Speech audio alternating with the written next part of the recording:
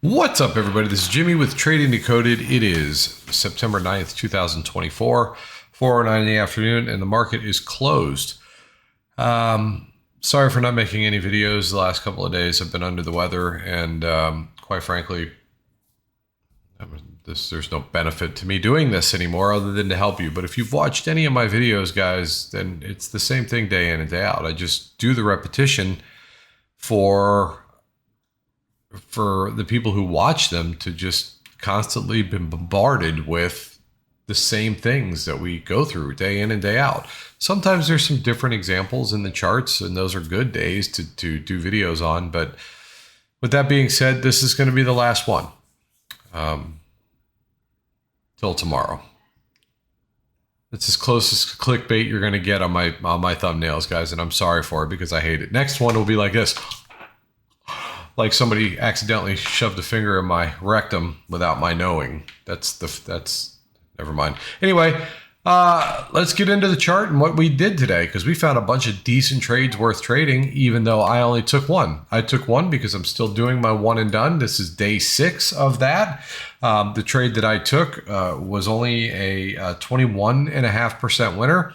Mainly because the entry was aggressive and the fill wasn't the greatest, and I didn't hang on to it longer. Could have squeezed probably another 5 to 10% out of it, but I didn't like what I saw, and I got out of the trade because of that. So with that said, as we were moving into the open, we do our call put scenarios. Now you'll notice that the call line, yes, it is below where we opened, right? It's below 925's price too, because we do the call put at 925 every day. So let's start with the put line. The put line was, if we can get below this little guy, this little double bottom right here, we were aiming for the pre-market low line. Okay.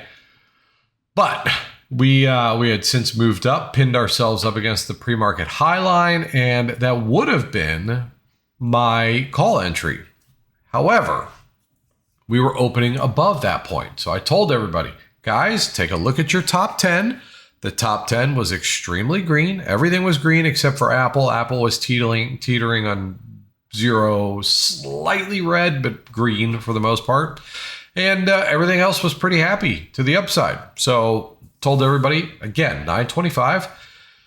I'm not all interested in puts. Not until the market clears to the downside, gives me reason to believe that we should be looking for puts. In fact, I'm looking for a reason to get into calls, but I'm not going to buy a candle that opens up near where my profit target was going to be, which was the first orange line, now yellow, because we hit it.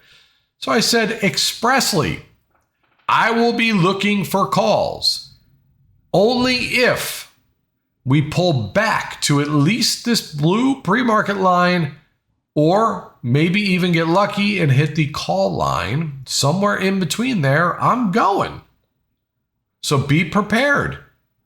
If it doesn't move up from there or we don't pull back, I'm going to miss the move to the upside. Made that as clear as day.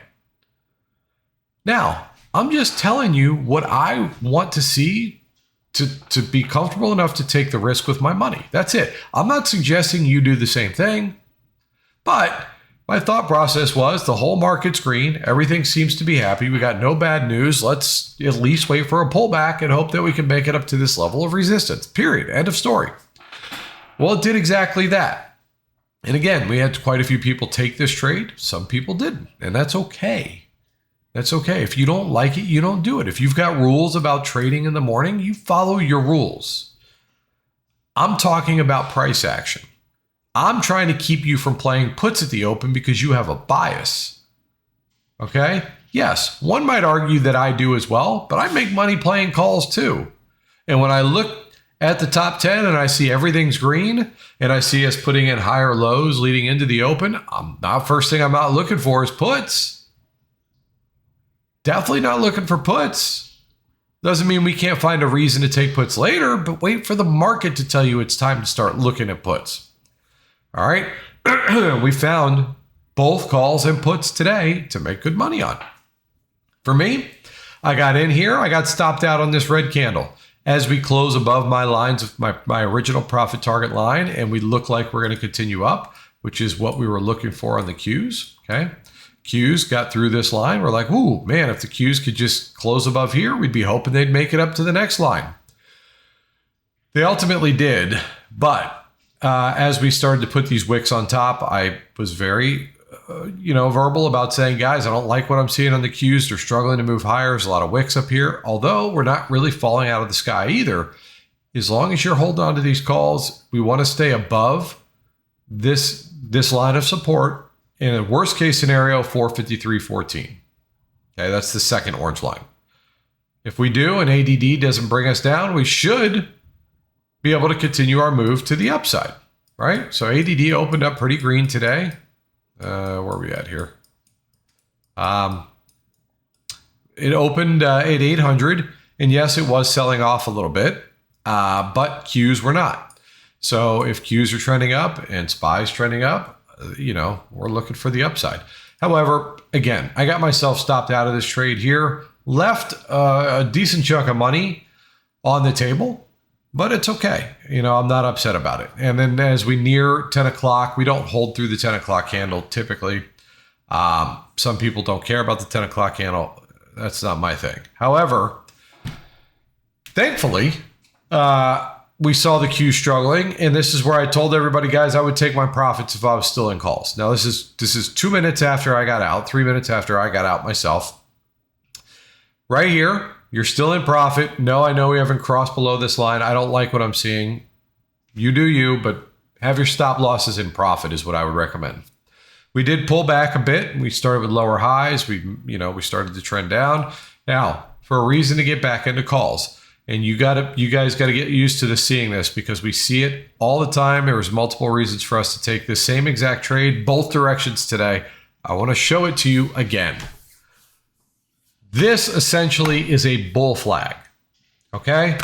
However, 2 criteria for every time we want to play a change of direction. For me, I want to see at least a break of the downtrend line in this case. Criteria number 1. And I want to see us take out resistance to the left. Criteria number 2. Okay? If that's the case, that takes, if calls came off the table because we didn't like what we saw, puts came on the table because we saw lower highs, calls don't go back on the table until those 2 things happen. Simple. Once we get above that level, we need to maintain support of that same resistance area, which we do.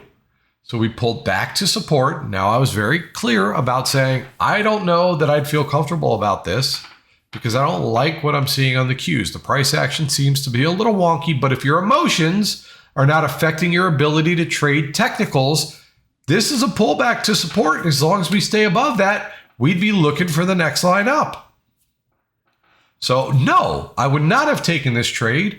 But I'm trying to be the voice of reason for people who don't want my emotions to be involved with their decision making. Hey, we're pulling back to support after breaking it. We broke the downtrend line. We took out the most recent level of resistance. We should go up from here. Excuse me. I don't know how far, how long, but let's respect some of these lines. Okay, whether it's the Qs or SPY, Qs never got below this line, held, and we continue to move up on the Qs. Okay. So, long story short, we got in here, you got out here. Why here? Well, probably because at this time, at 9:58, we were close to 10 o'clock, and I'm sure the Qs were nearing a level of resistance. They were touching resistance, as a matter of fact. So, you got out before 10 o'clock. Awesome. 10 o'clock candle came. We pulled back a little bit, holding support once again. This was another entry for a potential call. And that's what this guy was here.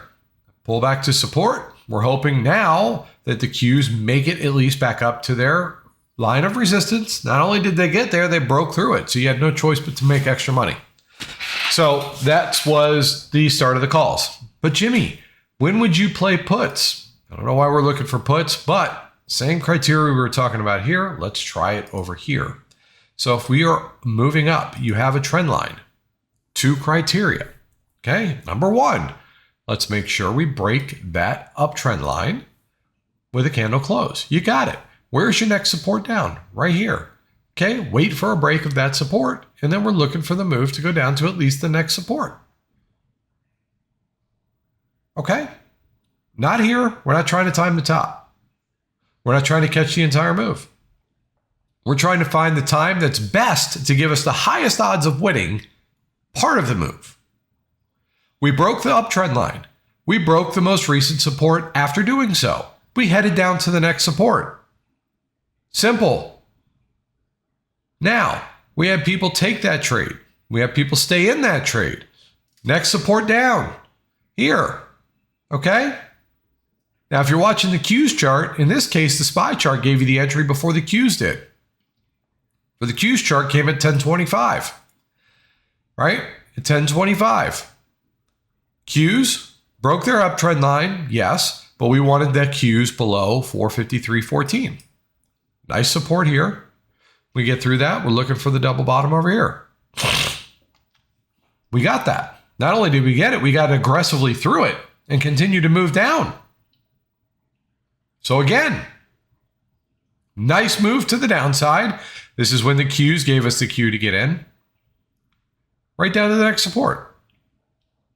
Now, at that point, I was telling everybody, guys, you want to be careful here. In fact, there was two criteria because I told everybody when we were way over here still looking for calls, when would I buy puts? Two things need to happen, aside from what we just talked about. Number one, if SPY gets below 544.45, and I would like Qs below 453.14. If you waited for both of those things to happen, your entry point was right here at 1025, and you got rewarded for it. So because we broke support, I'm sorry, it wasn't 1025. SPY didn't break that support until at this point, Qs had gotten below their line before that. Okay. Either way, it produced a move that not only paid you from line to line, but continued to move down to several other lines below. Just like we were looking at for the criteria here, clearly we're trending down and then we started to pull back with higher lows. We don't buy puts during times of higher lows. Okay. What we want to do is draw a trend line, wait for our candle close below the trend line, make sure we take out the most recent support below that line, which actually was right here. I'm sorry. You get that right here. We're making it down to the next line of support. Okay. Again, we hit support, we pull back, higher lows, wait for the break of the trend and the break of the support. You get that right here at 1110. And then where do we go? Down to the next support. Guys, this stuff, it just requires patience. Something I lack severely in. I'm not denying that, right? Likewise, Jimmy, when would you play calls? Well, let's draw a line. Let's draw a line. Let's have the same conversation we've had every time for these other trades, excuse me. Okay? We're trending down. Two criteria. We want to break the trend. Candle close, check. And you want to take out the most recent lower high to your left. Check. Where are we expecting it to go? Well, hopefully the next resistance to start, which would be right here.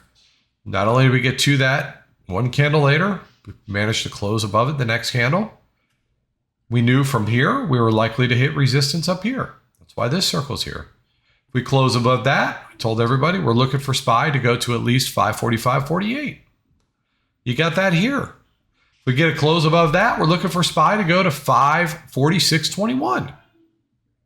We get all the way up to 546.21. Now, once we get above that and close above this resistance, we're looking for the next line up. It all makes sense, guys, especially if, I don't know why this is here, especially if you implement these rules on SPY, Qs, or both. You could trade this stuff and make a lot of money. We're not interested in playing the very bottom to the very top. It would be nice to be able to take advantage of a move like that, but there's no way to accurately time the exact bottom or the exact top. If you have a bias, you're going to time it every single time we make a new high of day. If you have a call bias, you're going to time it every time we make a new low of day. And you're going to be wrong way more often than you're right. So just wait for confirmation. And just because you get the confirmation doesn't guarantee that you're going to win. Need to be abundantly clear on that as well. Okay? So I went to lunch after this. Okay? Went to lunch right around 12:10. So as we were nearing this line of resistance, which is what I told everybody we were likely to do, So if I'm not here and we get there, consider taking your profits or move your stops up significantly. It came back from lunch. We start seeing breaks of support, lower highs. Again, when you see lower highs, don't buy calls off support. Be looking for puts, okay? And any reason to take them. Now, our first lower high happens here. Your first line of support below that lower high is right here, okay? Not enough room to make money. So what you got to do is say, okay, well, if we get below this support here, where's the next one down? Right here. That was enough room to make money. Okay. So lower highs bad for calls. You don't want to buy calls. If you're aggressively trying to buy puts, recognize the lower highs, make sure we get below support and make sure that the next support is far enough away to make some money. If we get through this line of support, we had alerts on all these points because we had people in this trade. I was trying to hold them in that trade for longer because it looked good to do so, right? If we get below this line of support, we'd be looking for right here. I'm just going to tell you guys to look left. Look at where this candle stopped, right here on this next support. We get below that support, we're looking for this down here. Okay, we didn't get below that support there. We bounced off, another lower high. We're expecting support to fail, so now we're looking for the next one down, right here. If we get through that, we're looking for this guy here. We get through that, we're looking for this guy here. You guys can do the math. If you take the trades, and you know where you want to get in, you know where you're going to get out, you're going to get paid. Just wait for the right time to get in. Recognize the lower highs. Avoid the calls. Okay? Avoid the calls during lower highs. We talk about this all the time. Lower highs are bad for calls. Higher lows are bad for puts. If you're in puts and we start putting in higher lows, expect the move to continue up from there, not down. Is it guaranteed to go up from there? No. But the odds insanely stack against you when you're in puts and we start putting in higher lows. So if you're in a profitable trade and we don't make it down to the support that you were aiming for because we put in a higher low, my recommendation to you is to take yourself out of that trade while there's still some money to be made, or minimize the amount of loss if you're already even or losing on the trade, and accept the fact that higher lows are bad for puts and you're likely to lose. Okay? Please, I make these videos not for me, but for you. If you don't want to pay to be in my Discord, that's fine. I still want you to learn something. And I don't care what strategy you're trading. Support and resistance is all you need. And if you want to couple the understanding of support and resistance and price action with any other style of trading, it will only make that trading style more accurate and better. I promise you. We do this all day long. I get asked often, Jimmy, what's the benefit of being a paying member? You give away so much information on YouTube. You're absolutely right. I do. What's the benefit? Because then you get to hear about all these trades that we talk about in these videos before they happen. That's the benefit. I want you guys to realize that, yes, you can learn how to spot taking good trades before they happen. And it's all probabilities. It's not guessing. It's not luck. It's probabilities. We don't know if the trades that we're talking about are going to result in the wins that we hope they do. But we know that the odds shift in our favor when certain things take place. And that's what we're exploiting. That's the part of this that we're trying to take advantage of. Nobody could see the goddamn future. But the chart is your roadmap. And it's telling you where it's likely to go. And when it gets there, it's going to tell you if there's a problem to be worried about. Resistance when you're in calls. Support when you're in puts. This is not secrets, guys. They're there. The chart's told you where it is. You just got to trust it. Okay? So we're going to wrap it up. We had a pretty good day as a whole. Our poll today was a little better than 2-1, so not the greatest, but it wasn't the easiest chart to trade either for a little while.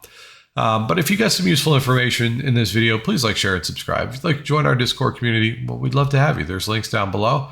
As I had mentioned before, starting September 1, we made our annual membership fee The discounted rate that we used to do once per quarter, that's just going to be the price going forward. That's 50% off of the monthly rate if you pay a year in advance. And yeah, so we're going to continue to try and help traders become better traders. And well, that's it. So thank you guys for watching. Till tomorrow, I love you. See you.